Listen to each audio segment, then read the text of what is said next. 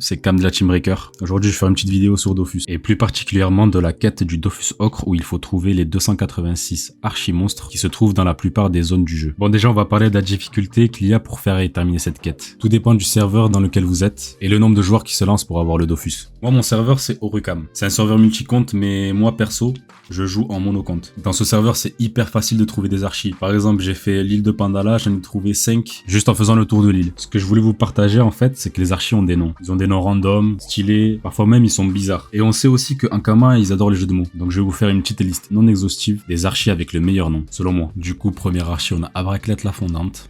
Enfin, le fondant, pardon. Ensuite, il y a Barbour le Comte, et Barbour le Comte, je l'ai trouvé. L'archi du monstre Doppel Yop. L'archi s'appelle Susboul l'hypocrite. Le roi Seng. Faut savoir que le roi Seng, il met du temps à apparaître aussi s'il apparaît pas tout le temps. Donc l'archi encore moins.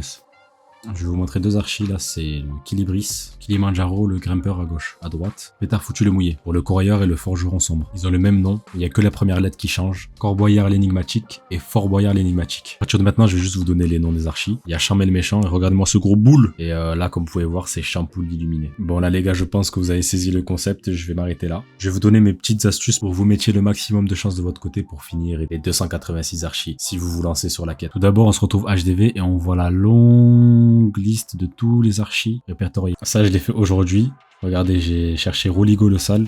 Vous voyez, il y en a combien? Il y en a une dizaine. Du coup, je les achète tous. Et maintenant, le truc qu'on va faire, c'est qu'on va les revendre, mais plus cher. Vachement plus cher. Là, je les ai achetés à 25 000. On va dire 40 000 en moyenne. Et du coup, je vais les remettre en vente. Vous allez voir, je les mets à 500 000.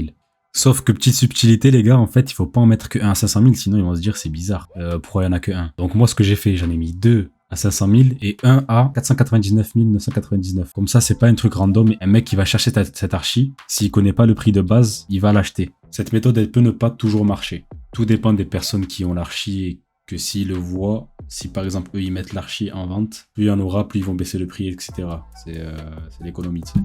J'avais déjà fait avec un autre archi et celui-là il avait pas pris. J'avais monté pareil à 500 000 et au final il a fait que de s'essouffler. Il a refini au même prix que dont je l'ai acheté, genre 70 000, donc c'était pas ouf. Donc faut savoir, enfin faut avoir de la chance. Mais je me suis reconnecté tout à l'heure et du coup j'en ai vendu un de Roligo comme vous avez vu. Bam, 500 000 Kama en plus. J'ai vu qu'il n'y en avait pas qui étaient mis en vente par d'autres personnes. J'en ai remis un en vente et 5 minutes plus tard le deuxième s'est vendu. Du coup je me suis fait 1 million rapidement. Et ce qui est bien avec cette technique, c'est aussi avec Metamob vous pouvez échanger les archis. Et les archis, vous pouvez échanger les archis qui sont chers. Vous par exemple, vous achetez 20 Roligo à 30 000 Kama, vous les remettez à 500 000 Kama, vous achetez 20 archis, vous échangez 20 archis avec un autre mec de la même valeur. Souvent c'est de la même valeur parce qu'ils veulent pas se faire carotte. Et du coup, vous faites full bénéf en fait. C'est comme si vous avez acheté 20 archis dur à trouver à 30 000 Kama. Je sais pas si j'étais assez clair dans mon explication. Avec cette technique, c'est soit vous faites des Kama, soit vous échangez les archis. C'est donnant-donnant. Surtout pensez à Metamob vraiment. Ça aide beaucoup, c'est un outil pour répertorier tous les archis qu'on a.